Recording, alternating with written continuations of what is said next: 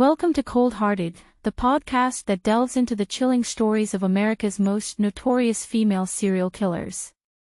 Each episode uncovers the dark truths behind these shocking crimes, inspired by my book, Cold Hearted, America's Most Notorious Female Serial Killers.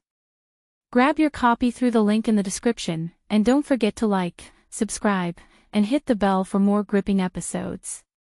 Now, let's dive into today's story. Welcome back to the deep dive. So this time, you guys have really sent us a fascinating case. Yeah, this one's a doozy. It is. Lots of twists and turns. Yeah, so we're going to be diving deep into the case of Shirley Elizabeth Allen, The Black Widow of Missouri. convicted of murdering her husband, but there's so much more to this story than meets the eye. Oh, yeah, 6 marriages, 2 suspicious deaths, and a daughter's testimony that, well, let's just say it throws a whole wrench into things. To start us off, what kind of sources did you use to get up to speed on this case? Well, you guys sent over a really interesting collection of court documents, newspaper articles, and even some personal letters. So we're really getting like a multifaceted view of this. Absolutely. It's like piecing together a puzzle with pieces from different dimensions. So let's jump right in, shall we? We know Shirley was married 6 times, and 2 of those husbands died under, well, shall we say, suspicious circumstances. Suspicious is putting it mildly. John Gregg, her 3rd husband, died in 1978. And then Lloyd Allen, her 5th husband, passed away in 1982. Both deaths happening pretty soon after they married Shirley. Now, when you say suspicious, what exactly are we talking about? What makes these deaths stand out? Well, in both cases, there were questions surrounding the cause of death. Unnatural causes. Exactly. And then you add in the fact that Shirley's daughter, Norma Hawkins, claimed to have witnessed her mother poisoning Lloyd Allen. And, well, things start to look even more suspicious. Whoa, hold on. Poisoning? With what? Antifreeze. Antifreeze? You're kidding. Nope. That's what Norma initially told authorities. Said she saw her mother mixing it into his drinks. That's a chilling accusation to make against your own mother. Absolutely. And it gets even more complicated because Norma later recanted her story during a deposition. Said she made it all up. Oh, wow. So which is it? Did she see something or not? That's the million-dollar question, isn't it? And how did that affect the case? Well, it made things incredibly messy. The prosecution had this bombshell accusation from the daughter, then it's suddenly gone. But then, get this, she later claimed that she had lied under duress from her mother. So she was scared of her mother. Seems like it. She said Shirley pressured her to change her story. So the court is dealing with a witness who's gone back and forth. How on earth do they handle that? Well, they took a pretty unusual step. They declared Norma a court's witness. What does that even mean? It means neither the prosecution nor the defense could claim her as their witness. She was questioned directly by the judge, allowing the jury to hear her testimony and assess her credibility for themselves. Interesting. So they basically said, we need to hear this, but we're not sure who to believe. Exactly. And that's not the only strange thing about this case, right? There was another husband, Joe Sinclair, who suspected Shirley was poisoning him too. Yeah, that's right. He even went to the police about it, but charges were never filed. But he did have some pretty serious internal injuries that no one could explain. So is there a pattern here? It's hard to say for sure. But we can't just ignore it, can we? Definitely not. It adds another layer of suspicion to the whole thing. And then there's a matter of the life insurance policies. Oh, yeah, I read about that. Didn't Lloyd Allen have a policy for like $25,000? That's right. And there were allegations that Shirley was upset about not getting an inheritance from her 3rd husband's policy as well. So we had the suspicious deaths, the daughter's iffy testimony, and then, oh yeah, a potential financial motive. That's a lot to unpack. Let's move on to the trial itself. What exactly did the prosecution base their case on? Well, they had the toxicology reports, which confirmed that Lloyd Allen did indeed have antifreeze in his system when he died. And I'm guessing they link that back to Norma's initial testimony. Exactly. They argue that Shirley, motivated by financial gain, had intentionally poisoned Lloyd.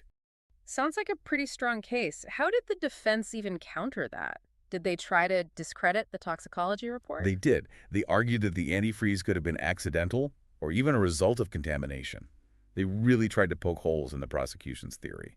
So they didn't have a solid alternative explanation, but they were trying to create reasonable doubt. Exactly. And of course, they emphasized the inconsistencies in Norma's testimony, trying to paint her as an unreliable witness. Okay, so we've got all this uncertainty swirling around. The prosecution's got their evidence. The defense is trying to poke holes in it. How did the jury even begin to sort through all of this? That's the mystery of the jury room, isn't it? We can only speculate based on the information they had.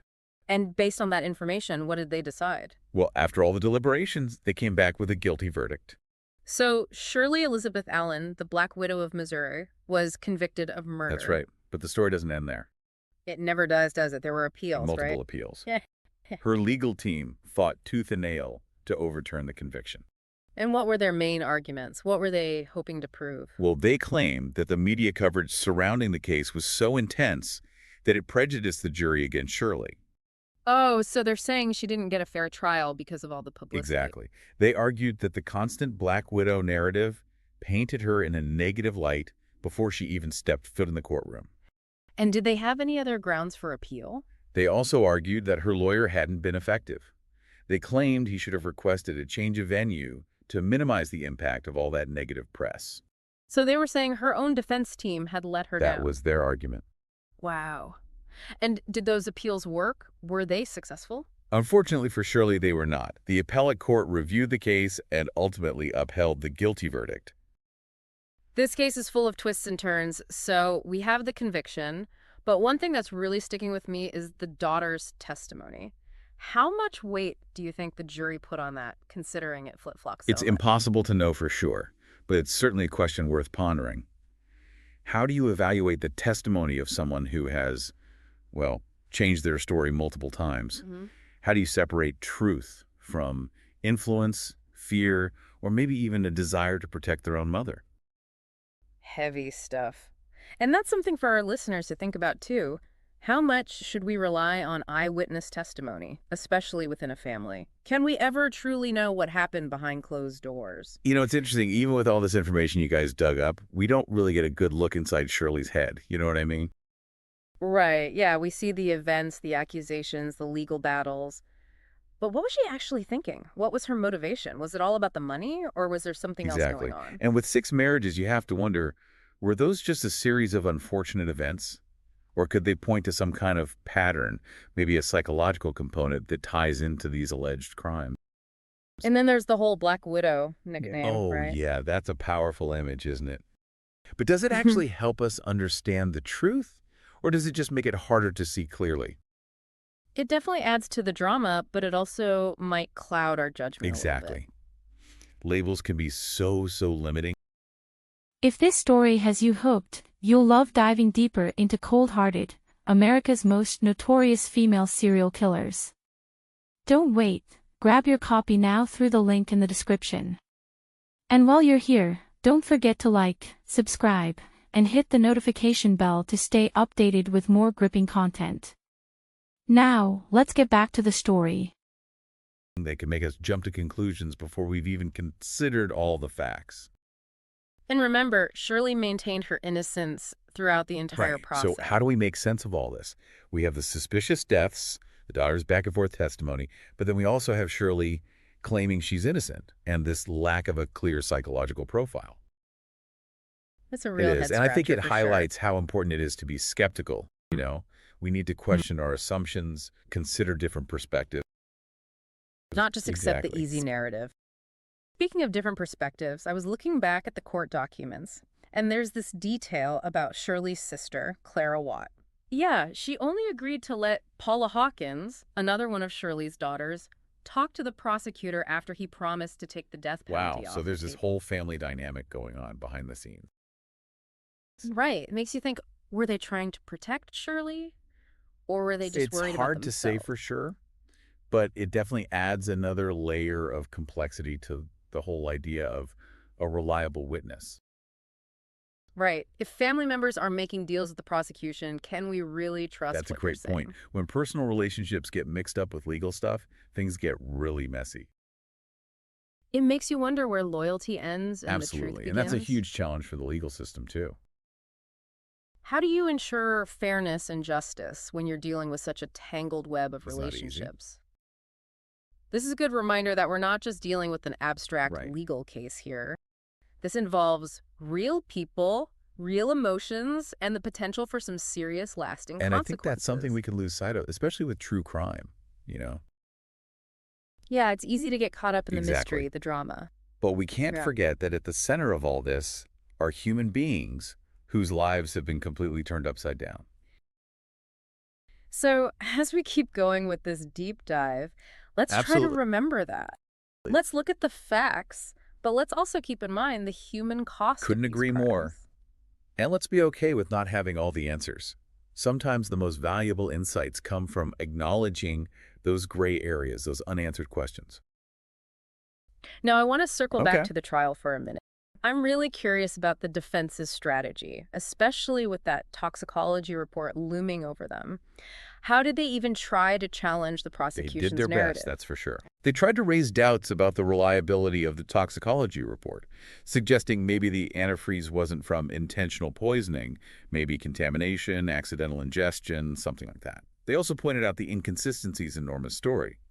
Remember, she went back and forth, first accusing Shirley, then recanting, then claiming she was pressured to lie. They really hammered on that. So creating that seed Exactly, of making doubt. the jury wonder if maybe, just maybe, there was another explanation. Did they offer any alternative theories about how the antifreeze got into They Lloyd's explored some system? possibilities, but nothing really concrete came up. So the toxicology report remained It this did, big and question ultimately mark. is up to the jury to decide how much weight to give it. Did the defense try to discredit Well, Norma they walked a altogether? fine line there. They highlighted those inconsistencies, suggested she might have been influenced, but they couldn't completely dismiss her. She was still Shirley's daughter. Right, that initial accusation carries a It lot of does. emotional weight. So they had to be careful, but they definitely tried to plant those seeds of doubt about her reliability. And this brings us back to that whole court's witness thing, right? Did the defense try to argue against They that did, yeah. designation? They raised concerns about her being biased, unreliable, but the judge ultimately ruled that her testimony was relevant, flaws and all. And it was up to the jury to Exactly. sort it out.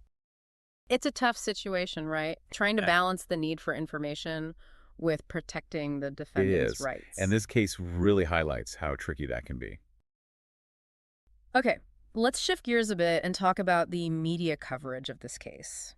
We know they played a big role in shaping public opinion about Shirley, especially with Oh, that for Black sure. The Widow media had a label. field day with this one. We were talking about the media and how they covered this whole thing, and I can't help but think about that Black Widow nickname Yeah, they that's a kept catchy one, using. isn't it? It is, but do you think all that attention, all those headlines could have actually swayed the jury, even if it was subconscious? It's hard to say for sure, of course, but we know that pretrial publicity can definitely have an impact on public perception, even if it's subtle. Right, it's like planting a seed in your mind, even if you Exactly, don't and when you realize hear it. that Black Widow image repeated over and over, it's got to have some effect. So where do we draw the line between freedom of the press and the right to a fair That's the trial? million-dollar question, isn't it? It's a constant balancing act. Yeah, how do we make sure the reporting doesn't end up influencing Some the people jury argue for pool? stricter rules about what can be reported before a trial. Kind of like a Exactly. media Others say we blackout. need better jury selection processes to weed out any potential bias. I guess it's a reminder that the media has a lot of power, especially in these Oh, high-profile absolutely. cases. They can shape the narrative in a big way, whether it's intentional or not. And this case really shows us how important it is to be aware of those Right? influences, To think critically about the information we're consuming. Especially now with the internet and social media, It's a everything's so 247 instant. news cycle. Exactly. And we can't help but be affected by the So we have stories to be we're extra exposed vigilant. to. Really question what we're reading and hearing. Consider different viewpoints and not just jump on the Critical thinking is bandwagon. key.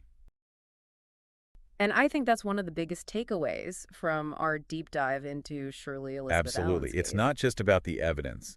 It's about how we interpret it, how we process all this information. Because sometimes the truth isn't as clear-cut Right? as It we'd can like be it to really murky, especially in cases that rely so much on eyewitness testimony be. and human perception. We've covered a lot in this deep dive. The poisonings, the family drama, the legal battles, the media frenzy. But one thing that really stands out to me is the Yeah, the ethical human side side of of all true this. crime. As people who are fascinated by these stories, what responsibilities do we have to the real That's a people question I ask involved? myself all the time.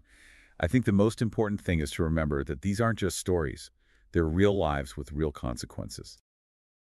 It's easy to get caught up in the mystery and But the we drama. have to be sensitive. We have to be respectful. And avoid exploiting these situations for Exactly. We can be entertainment. curious, we can be intrigued, but we can't forget the human cost.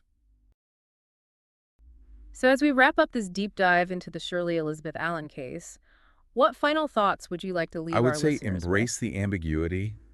Don't be afraid to sit with the unanswered questions. It's okay not to have all the pieces Exactly, of the and keep puzzle. exploring, keep questioning, keep engaging with these stories in a way that honors the victims and the complexities of the human experience. If you're as captivated by this case as we are, we encourage you to delve deeper into the court documents, read different perspectives, and form your own conclusions.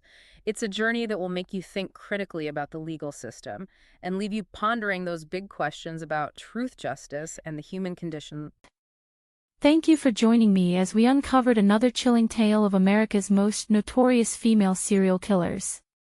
If you're hungry for more, grab a copy of my book, Cold-Hearted: America's Most Notorious Female Serial Killers, through the link in the description. Don't forget to like, subscribe, and hit the notification bell so you never miss an episode. Until next time, stay curious and stay safe.